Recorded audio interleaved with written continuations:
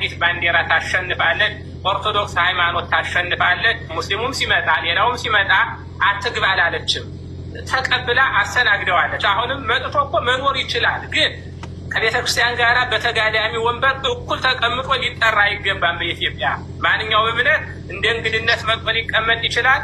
በእኩል ግን የሃይማኖት ድርጅት የሚባለው መንግስት ያቋቋመዋል፣ የሃይማኖቶች ህብረት ምናምን የሚል ነገር ያ መፍረስ አለበት። አስፈላጊ አይደለም። ሃይማኖት አንዲት ናት። አንዲት ጥምቀት፣ አንዲት ቤተክርስቲያን፣ አንድ እግዚአብሔር ነው።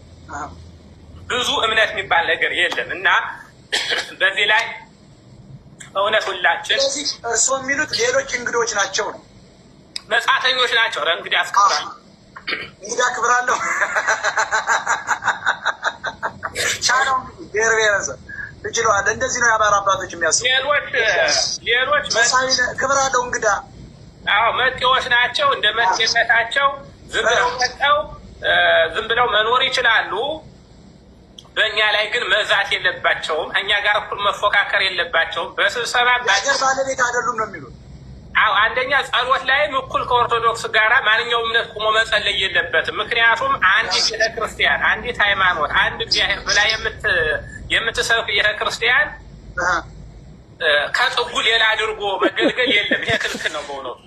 ምክንያቱም ወነአምን በሀቲ ቅድስት ቤተክርስቲያን፣ በአንዲት ቤተክርስቲያን እናምናለን ነው እንጂ በብዙ ቤተክርስቲያኖች እናምናለን የሚባል ነገር የለም። ስለዚህ ሌሎችን ግን እኛ ይጥፉ፣ ይሳደዱ፣ ይታሰሩ የሚል ነገር በእኛ ቤተክርስቲያን የለም። መኖር ይችላሉ፣ ግን እውቅና መሰጠት የለበትም በኢትዮጵያ ቫቲካን። ስለዚህ ኢትዮጵያም እንዳልኩት የኢትዮጵያ እምነት ብሔራዊ ሃይማኖት ኦርቶዶክስ ነው መሆን ያለበት። የነበረው ይሄ ነው፣ መቀጠል ያለበትም ይሄ ነው። በሰላም ሊኖሩ አለበለዚያ አሁን እነሱ ያዙት እኮ ፕሮቴስታንት ናቸው መሪው